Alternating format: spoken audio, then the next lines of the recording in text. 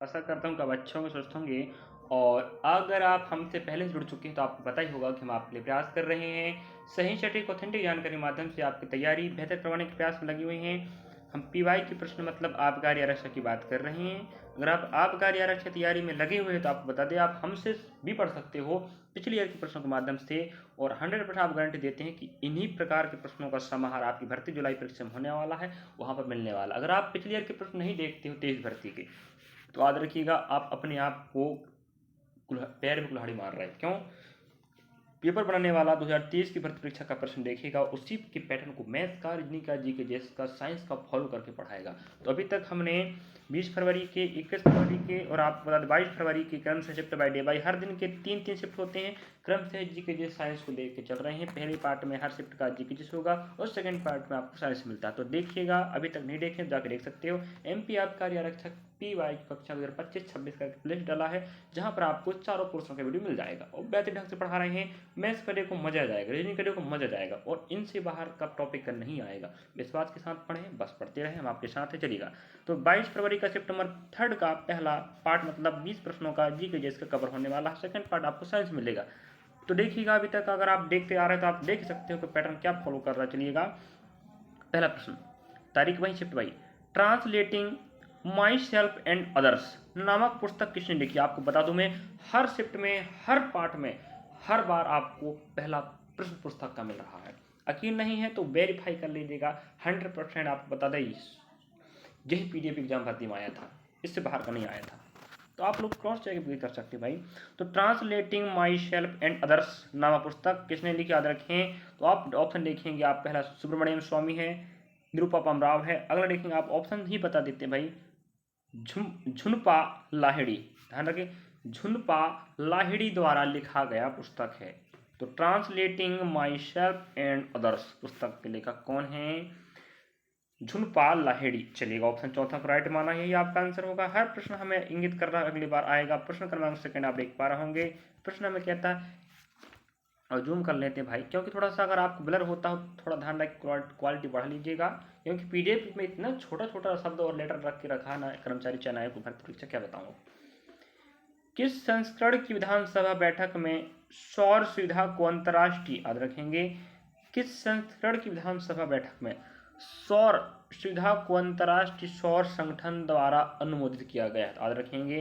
आपका ऑप्शन रहेगा option number B, number 5वीं। तो बैठक का नाम क्या था? 5वीं। तो 5वीं नंबर की जो विधानसभा बैठक हुई थी उसमें सौर सुविधा को अंतर्राष्ट्रीय सौर संगठन द्वारा अनुमोदित किया गया है या निर्दिष्ट किया गया है। अगला प्रश्न की बात करें, कंटिन्यू आपको प्रश्न मिलेगा 1 से लगा के 20 तक, देखना भूलें।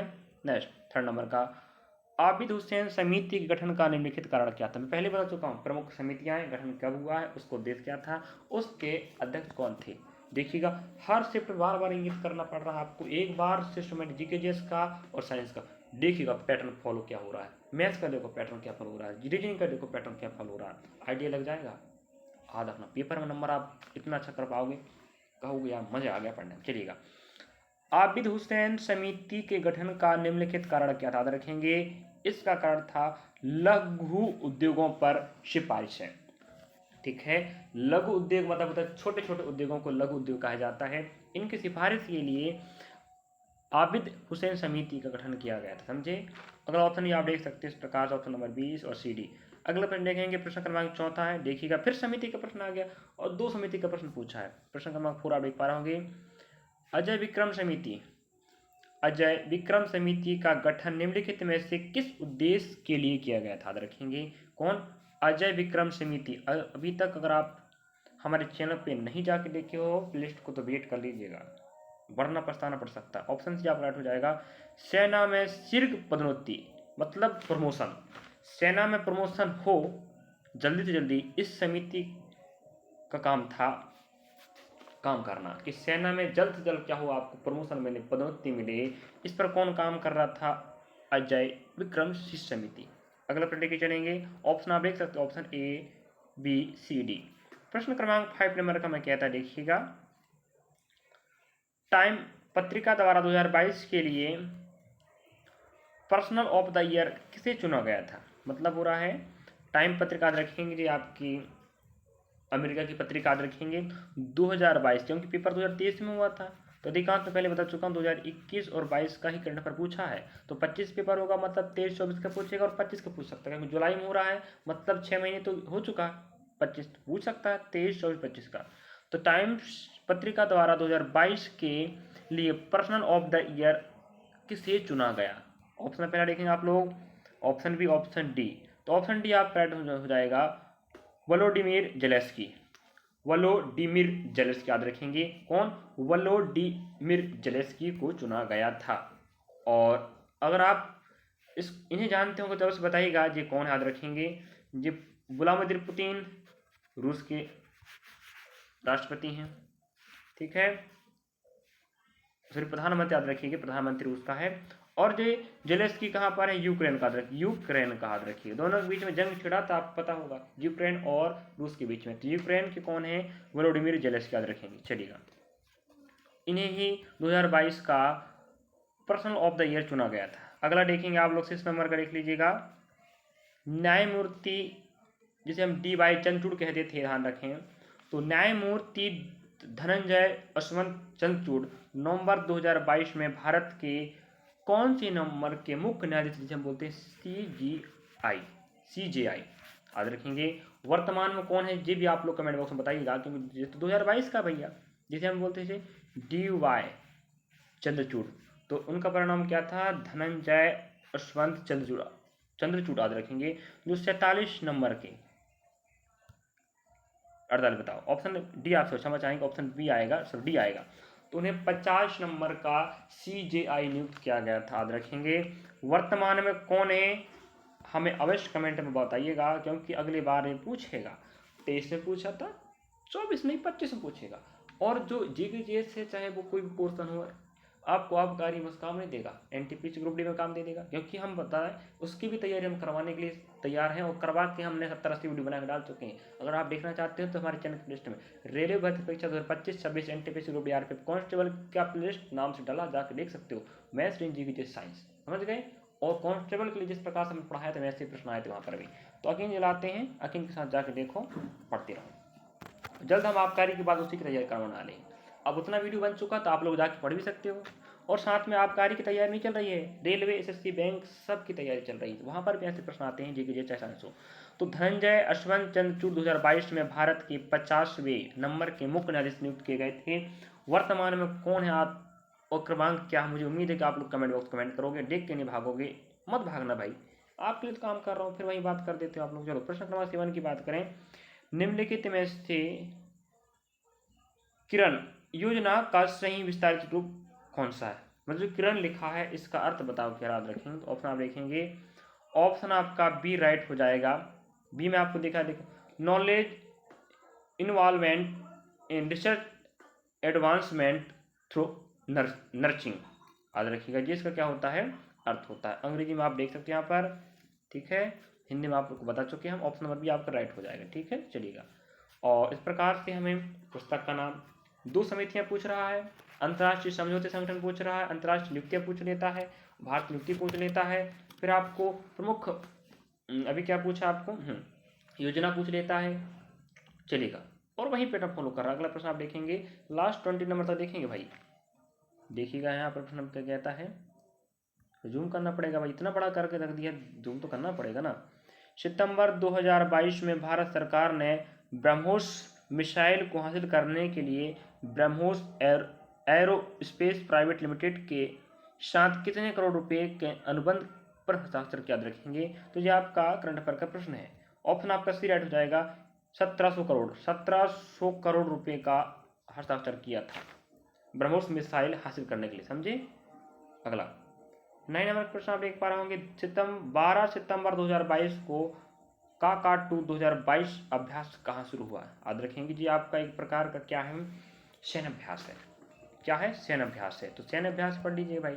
ऑप्शन आप देखें ए बी सी, तो आपका राइट आंसर ऑप्शन डी होगा, ऑस्ट्रेलिया, ठीक है। ऑस्ट्रेलिया में अभ्यास शुरू किया गया, उसका नाम क्या था, काकाटू अभ्यास।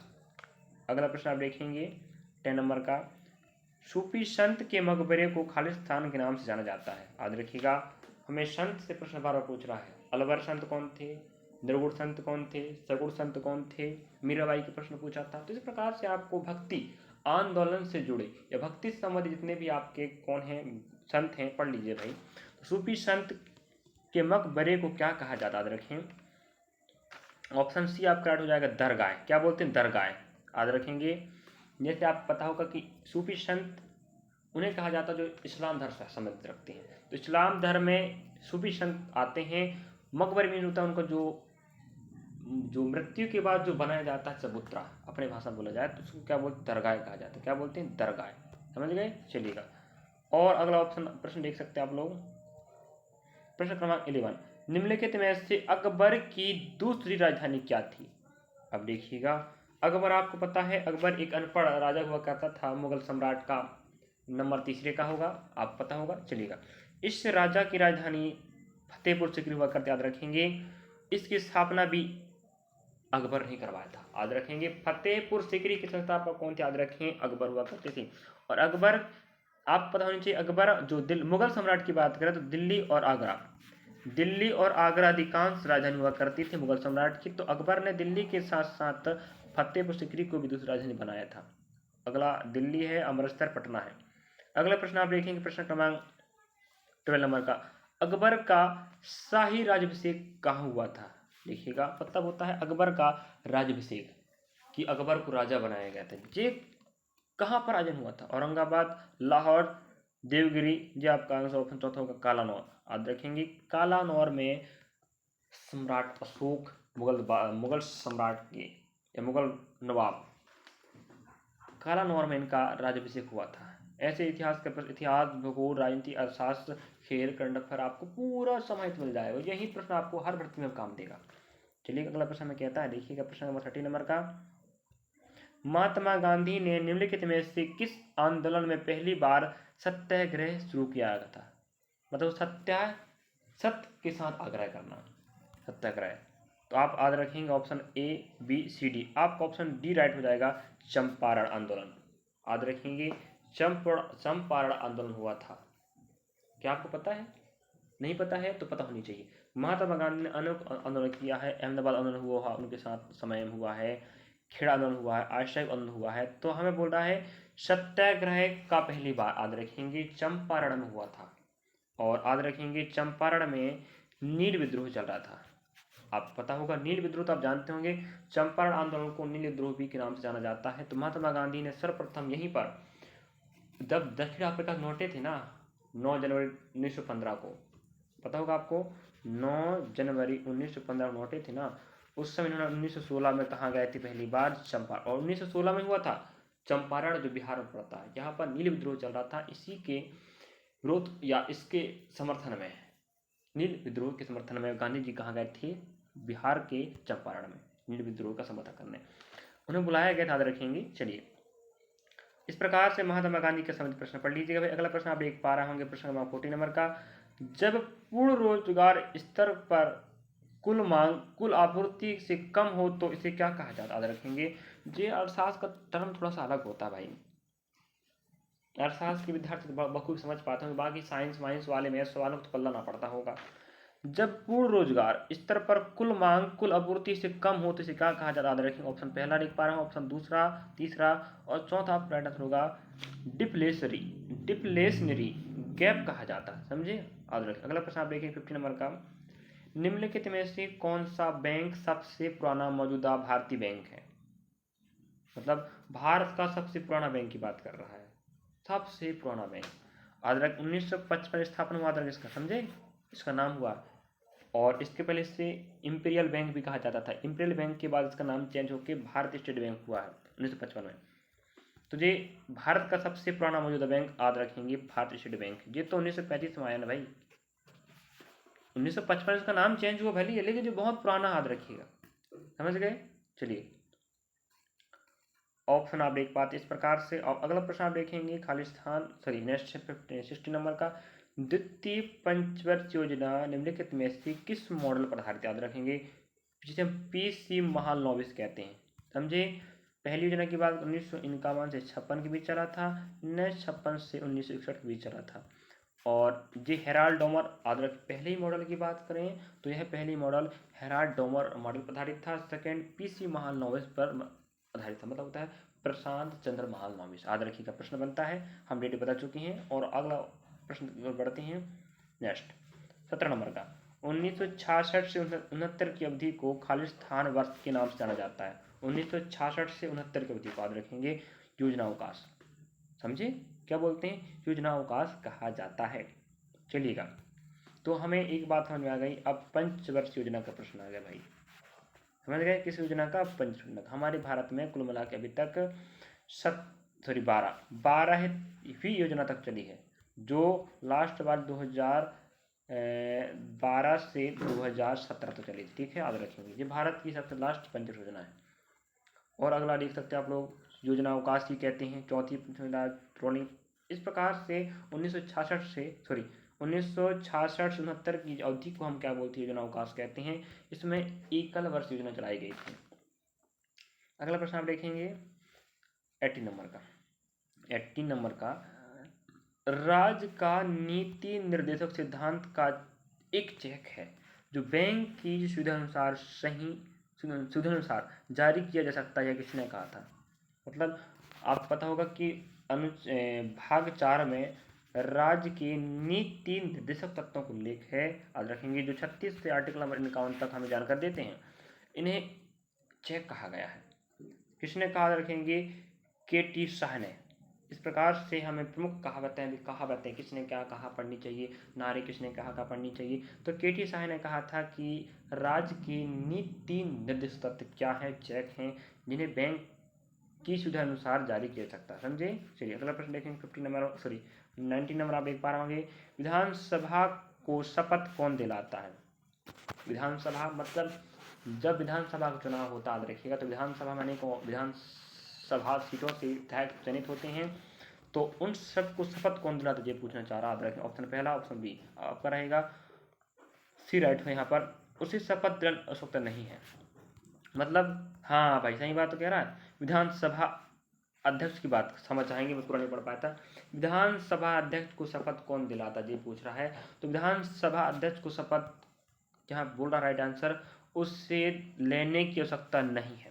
मतलब विधानसभा अध्यक्ष मतलब सभी विधायक तो क्या लेंगे, शपथ लेंगे, लेकिन जब सभी विधायक सर्वदल के वहाँ पर इकट्ठे होकर एक ज्ञान पाड़िया, जिसके पास ज्ञान का भंडार हो, जो वरिष्ठ हो, उससे विधानसभा अध्यक्ष नियुक्त किया जाता है, और वो अलग से शपथ नहीं लेता। कहने मतलब ये, शपथ तो वो भी लेगा, लेकिन विधानसभा अध्यक्ष के रूप में रहते शपथ नहीं लेता।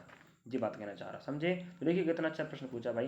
प्रश्न क्रमांक 20 आप देख पा रहे, भारत का राष्ट्रीय फूल क्या, क्या बात हो गया भाई, क्या बात हो गया, मजा आ गया। तो भारत का राष्ट्रीय फूल आप देख पाएंगे कमल, लिली, समझे, सॉरी मतलब गुलाब है, कमल है, लिली है, कुमायूनी है। तो इस प्रकार से आपको पता होगा कि भारत का राष्ट्रीय फूल क्या है, कमल है। चलिए, तो मुझे बहुत मज़ा आया इस प्रश्न को या इस पार्ट को कवर करने में। तो हम इस वीडियो के माध्यम से आपको हम विद्यार्थी बार बार प्रयास करते हैं हर जीके जीएस का टॉप 20 प्रश्न कवर होगा। और अगला पार्ट इसका देखेंगे आप लोग, साइंस का 15 प्रश्नों का।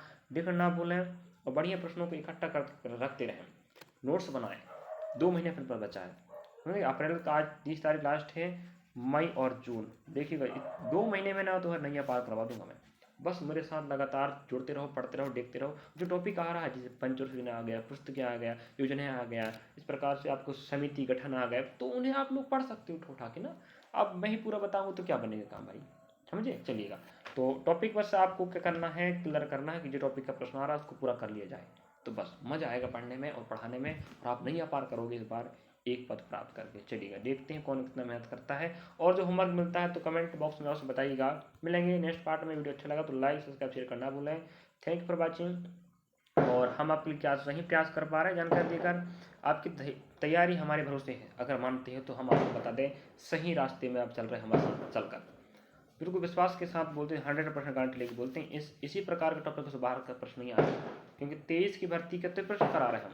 यकीन नहीं तो आप लोग क्रॉस वेरीफाई कर सकते हो PDF को। चलिएगा, अगर वीडियो अच्छा लगा तो लाइक सब्सक्राइब शेयर करना भूलें और कमेंट भी करें। और ऐसे विद्यार्थी पर शेयर करें जो विद्यार्थी पढ़ना चाहता है और हमसे जुड़कर बेहतर तैयारी कर सकता है, आप उसका सहयोग कर पाओ। तो आप भी बताइए ना कि कहीं हमें पढ़ाया जा रहा है free of cost. Offline class भी संचालित होती है, जुड़ना चाह सकते हो और रिकॉर्ड वीडियो आपको हम देते रहेंगे, पढ़ाते रहेंगे। चलिएगा, अगर आपको किसी भी तरीके से मदद की आवश्यकता है, कोई भी टॉपिक आपको चाहिए, जी के जैसा इतिहास, भूगोल, राजनीति का, किसी भी टॉपिक का, किसी भी अध्याय का, तो हमें कमेंट बॉक्स कमेंट कर सकते हो, उसको हम आपको अलग से वीडियो बना के कवर कराएंगे। चलिएगा, और अलग से वीडियो हम आपको बनाते रहते हैं, याद रखिएगा। इतिहास, भूगोल, राजनीति, अर्थशास्त्र, करंट अफेयर, खेल, साइंस, जो भी है, आप हर विषय का अलग अलग प्लेलिस्ट डाला हमारे चैनल में, आप जाकर विजिट कर सकते हो। चलिए, थैंक यू फॉर वॉचिंग। पढ़ते रहें, बढ़ते